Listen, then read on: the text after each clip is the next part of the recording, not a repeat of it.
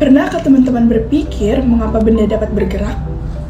Contohnya, seperti jika kita angkat benda seperti ini, lalu kita jatuhkan, maka benda tersebut pasti akan jatuh ke bawah. Kira-kira apa ya yang menyebabkan benda dapat bergerak? Lalu, apakah lingkungan sekitar dapat mempengaruhi gerak benda? Nah, jika kalian ingin tahu mengenai gerak benda maupun makhluk hidup di lingkungan sekitar, yuk simak terus video ini sampai akhir. Assalamualaikum warahmatullahi wabarakatuh. Tabi pun. Perkenalkan, nama saya Elsa Natifani Dona. Bagaimana kabar teman-teman hari ini? Semoga kita semua selalu dalam keadaan sehat walafiat. Hari ini kita akan mempelajari tentang gerak benda dan makhluk hidup di lingkungan sekitar.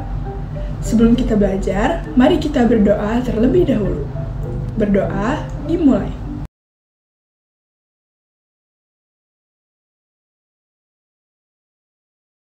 Berdoa selesai.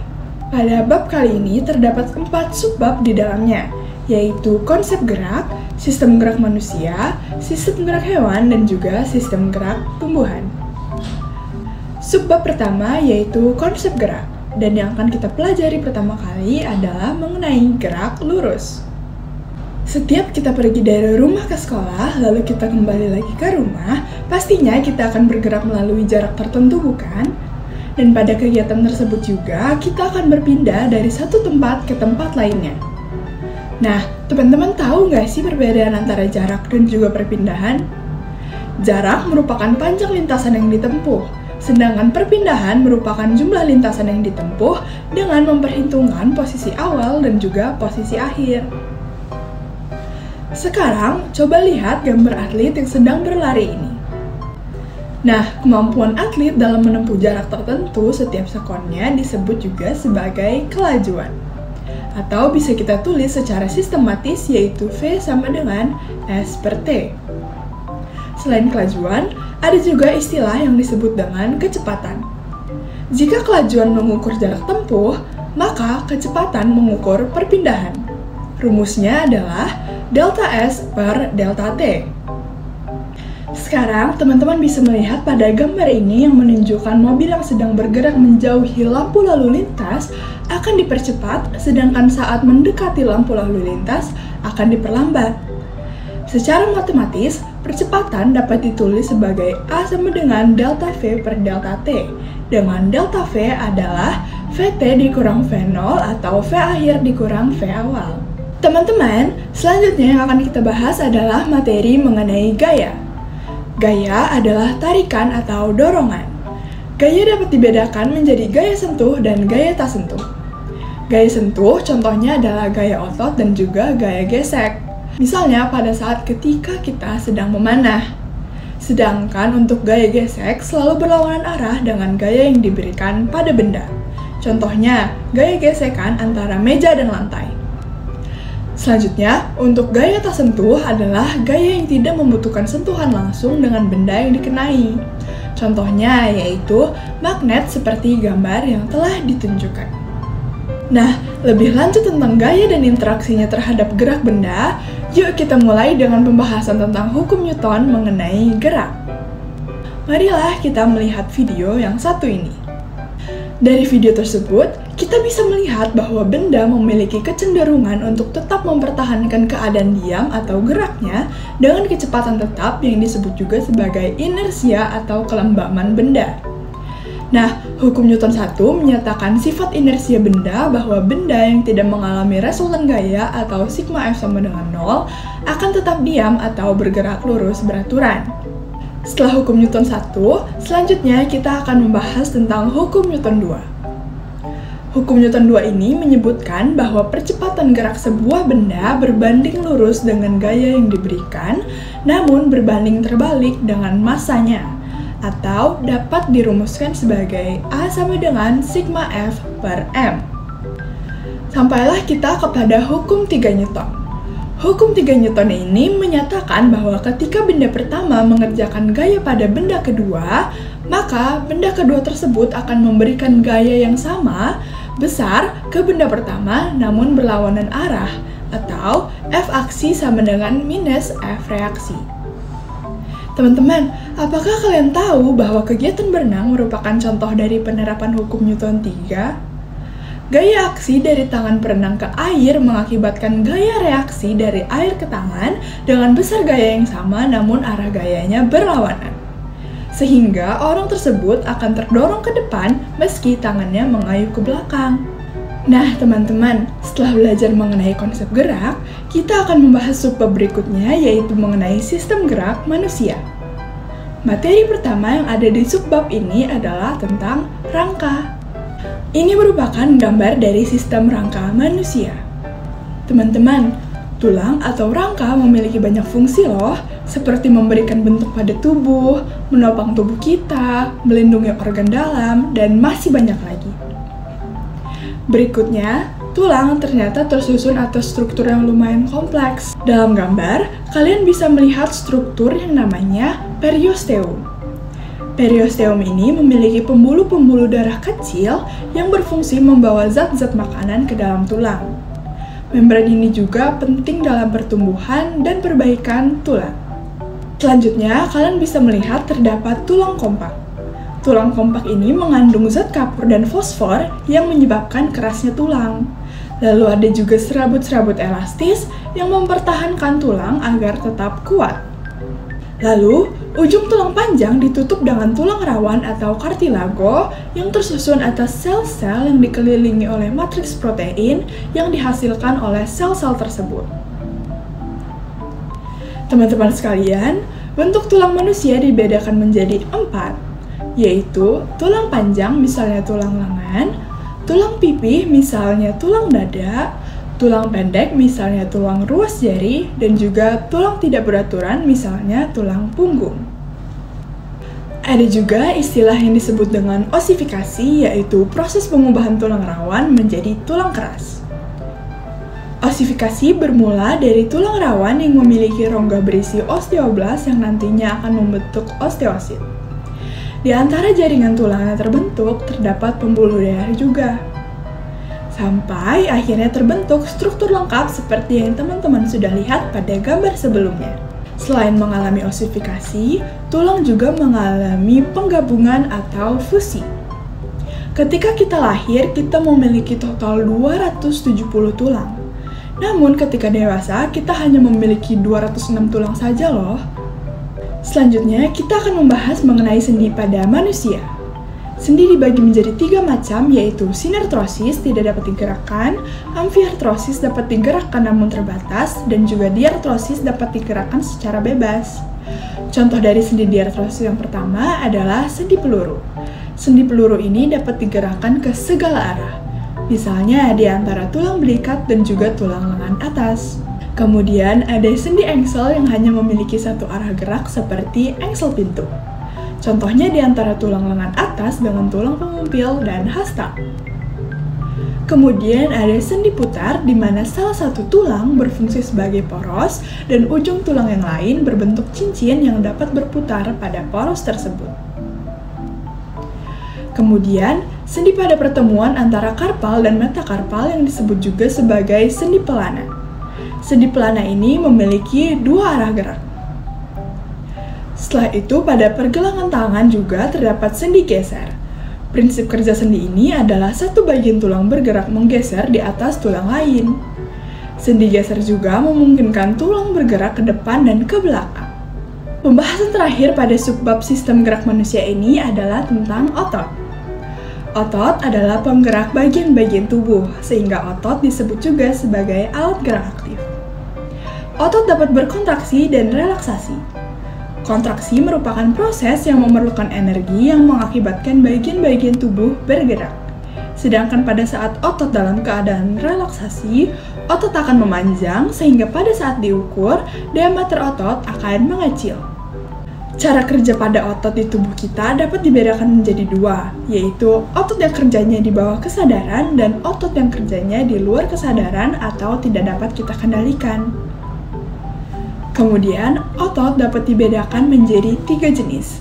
Yang pertama adalah otot rangka atau otot lurik.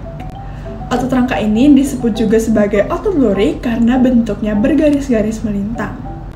Otot rangka melekat pada tulang dengan perantaraan tendon. Otot ini tergolong otot sadar, sehingga cenderung cepat berkontraksi dan cepat lelah. Teman-teman, jika otot rangka cepat berkontraksi, berbeda dengan otot polos nih, yang berkontraksi dan berelaksasi dengan lambat. Otot ini berbentuk gelondong serta memiliki sebuah inti pada setiap selnya. Berdasarkan cara kerjanya, otot polos ini tergolong dalam otot tak sadar. Lalu yang terakhir ada juga yang disebut dengan otot jantung. Cara kerja otot jantung ini mirip otot polos karena tergolong otot tidak sadar. Otot jantung berkontraksi pada saat jantung berdenyut. Otot ini tidak dapat dikontrol oleh kemauan sadarmu loh. Teman-teman sekalian, ternyata ada juga loh gangguan dan kelainan pada sistem gerak manusia.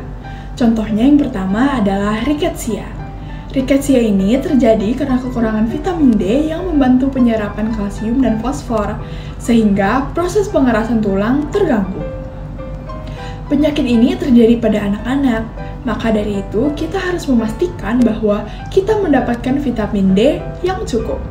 Contoh gangguan kedua yaitu osteoporosis.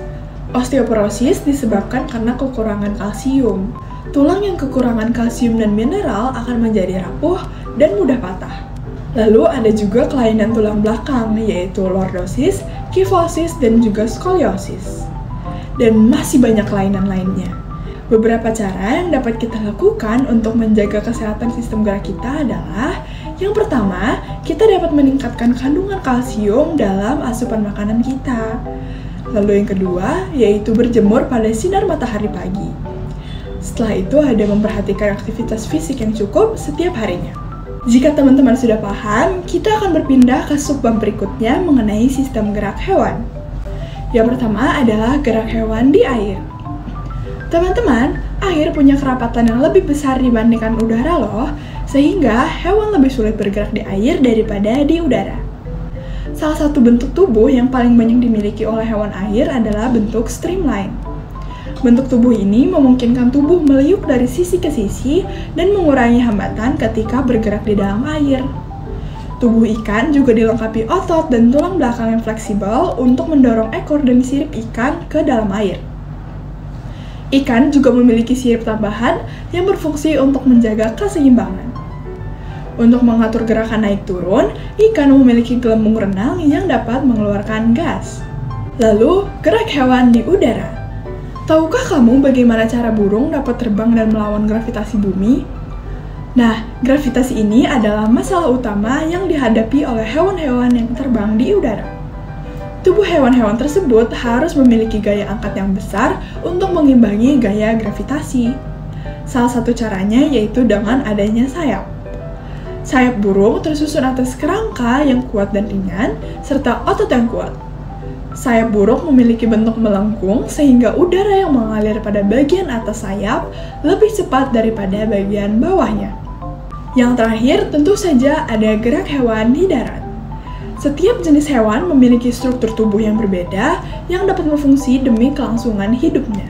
Hewan yang hidup di darat memiliki otot dan tulang yang kuat. Hal tersebut diperlukan untuk mengatasi inersia dan untuk menyimpan energi pegas untuk melakukan berbagai aktivitas.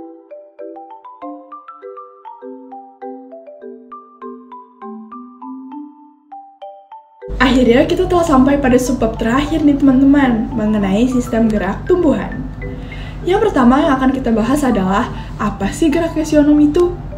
Gerak esionom adalah gerak tumbuhan yang disebabkan oleh adanya rangsangan dari luar tubuh tumbuhan. Gerak esionom ini dibagi menjadi dua macam. Yang pertama adalah gerak tropisme. Gerak tropisme adalah gerak tumbuhan yang arah geraknya dipengaruhi oleh arah datangnya rangsang dari luar. Ada juga yang namanya tropisme positif dan negatif. Tropisme positif ini artinya arah geraknya mendekati arah datangnya rangsang, sedangkan tropisme negatif sebaliknya. Tropisme ini juga dibagi menjadi 5 jenis gerak berdasarkan jenis rangsangnya. Yang pertama fototropisme karena cahaya, geotropisme karena pengaruh gravitasi bumi seperti yang kita bisa lihat pada gambar, hidrotropisme karena pengaruh sumber air, kemotropisme yaitu gerakan bulu serbuk menuju sel telur dipengaruhi oleh zat gula atau zat kimia, lalu yang terakhir ada tikmotropisme yaitu gerak melilitnya sulur tumbuhan pada tempat rambatannya yang diakibatkan oleh sentuhan. Macam gerak eksionom yang kedua adalah gerak nasti, yaitu gerakan yang dilakukan oleh tumbuhan namun tidak dipengaruhi oleh arah datangnya rangsang. Gerak nasti ini juga dibagi lagi menjadi seismonasti yaitu dipengaruhi oleh getaran dan sentuhan, niktinasti dipengaruhi oleh rangsangan berupa kondisi siang hari dan malam hari, fotonasti dipengaruhi oleh cahaya, dan juga termonasti yang dipengaruhi oleh rangsangan berupa suhu. Teman-teman, untuk lebih menguasai materi pada bab ini, yuk kita sama-sama membahas contoh soal. Soal pertama, tipe persendian yang terdapat pada rahang adalah rahang dapat digerakkan ke atas dan ke bawah ataupun ke kiri dan ke kanan. Maka dari itu dibutuhkan tipe persendian dengan ujung tulang saling bertaut dengan salah satu tulangnya dapat bergerak ke dua arah. Jadi jawaban yang paling tepat adalah C. Soal kedua, seseorang yang sedang mengendarai sepeda mampu menempuh jarak 5 meter dalam waktu 2,5 sekon. Berdasarkan informasi tersebut, kecepatan anak bersepeda adalah, pada soal ini kita bisa menggunakan rumus kecepatan yaitu V sama dengan delta S per T. Di soal sudah diketahui bahwa delta S sama dengan 5 dan T sama dengan 2,5. Sehingga apabila kita masukkan ke dalam rumus akan menjadi 5 dibagi 2,5 yaitu 2 meter per sekon. Jadi jawaban yang tepat adalah A. Sekarang coba teman-teman menjawab pertanyaan berikut. Berikut ini merupakan contoh otot yang bekerja secara sadar dan tidak sadar yang disebutkan secara berturut-turut adalah